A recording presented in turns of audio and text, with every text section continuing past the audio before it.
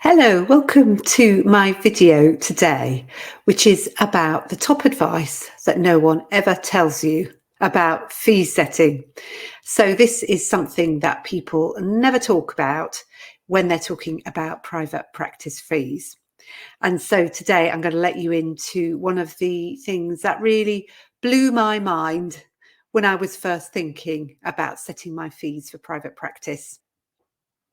So talking today about fee setting, and I'm going to look at some of the common fears that we've got about fee setting. And then I'm going to tell you about the top piece of advice that I was actually given. So, what might be going on for us when we're thinking about setting our fees?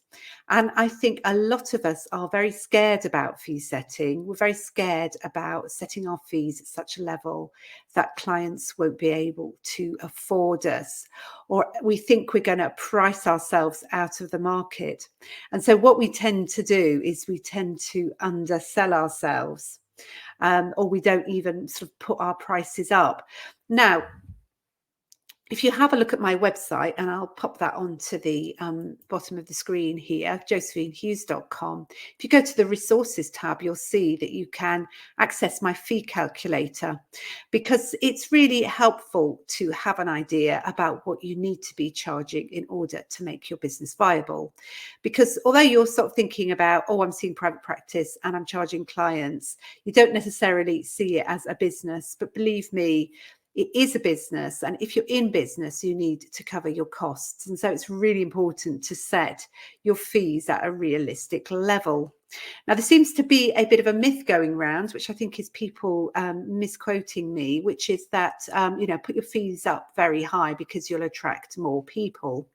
That can help, but I think what you have to be doing is you have to know that your marketing is already working.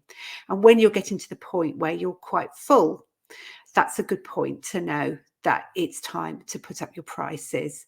But maybe picking up a really expensive price and just plonking it down with no market research, that might not work for you as a strategy. It's really helpful for you to sit down and do some thinking about it.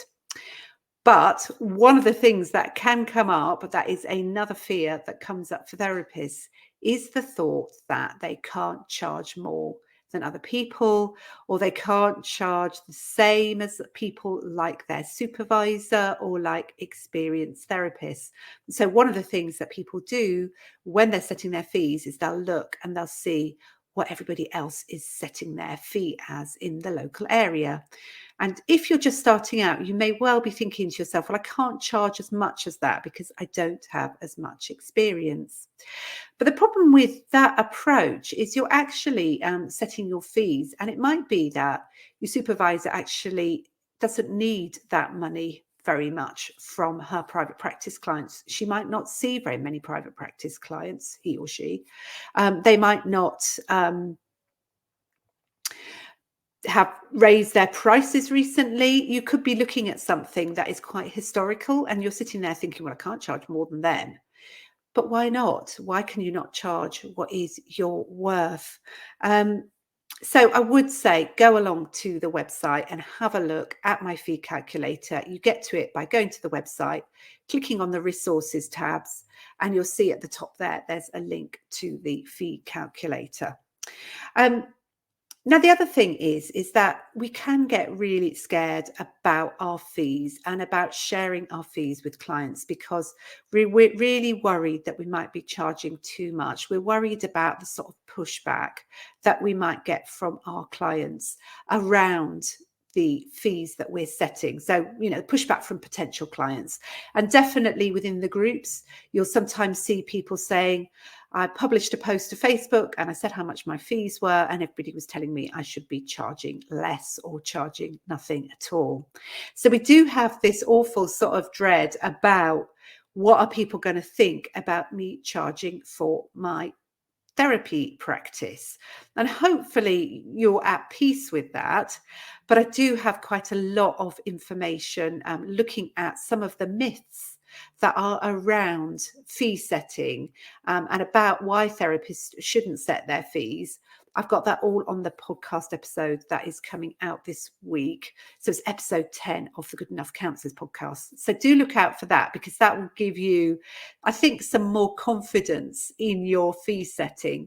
But I think it really helps if you can actually set your fees and be quite clear about it with your clients so that they can make that informed choice. So things like publishing your fees on your website, where people can find those fees, that can be really helpful. And actually, it's quite ethical as well, because what you're doing is you're letting people know and you're giving them that really clear choice as well.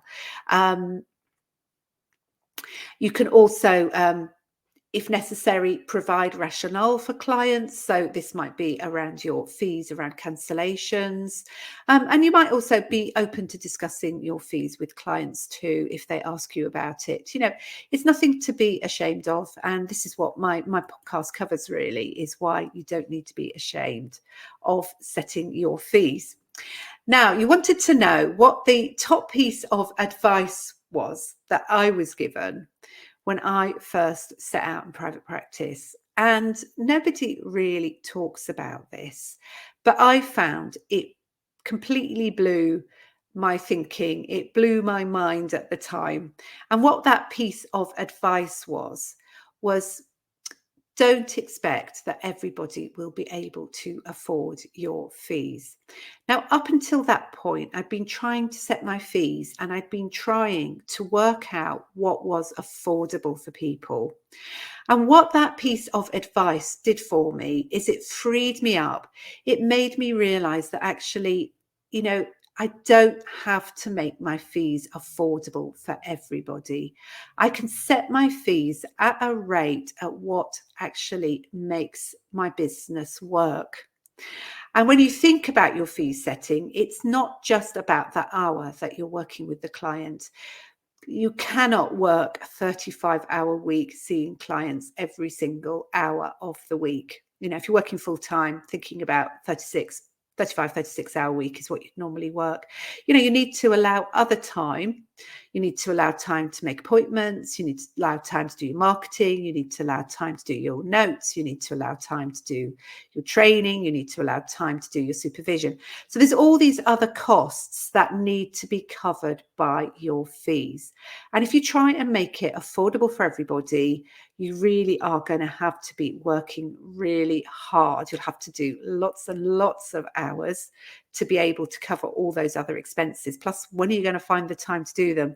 So when you're setting fees, you do need to take all those expenses into consideration, and you need to set your fees accordingly, depending on how many hours you're going to do. And, you know, you really need to be realistic about this. Say you're doing 4 hours or say 5 hours a week of counselling, you need to think that probably alongside that 5 hours of counselling every week, over the course of a month, you're going to have to allow an hour and a half for supervision. It might take you 15 minutes to write your notes up. You might need to do a little bit of marketing in order to do that. You've got to keep your accounts. So you need to add in all that extra time. So for every hour that you see a client, you need to allow extra time, and you need to include the cost of that extra time in your fees. Otherwise, your fees actually, you're not earning what you think you're earning a lot less. So I think it's really helpful to set your fees at a rate that actually sustains your private practice, because otherwise you might as well not bother being in private practice. And it can really help to free you up if you think to yourself, I don't have to make it affordable for everybody. And a good rule of thumb is that you should be turning away about 20% of people because they can't afford you. That usually shows that you're at about the right rate of fees. It's just a rule of thumb that they use in the marketing world. So, you know, have a think about, am I thinking to myself, am I trying to make this private practice affordable to everyone? Because if you are, you're going to find it really difficult to set your fees. I think to a certain extent, you have to become comfortable with the fact that not everyone will be able to afford to work with you in private practice. You're not actually aiming your private practice at everybody.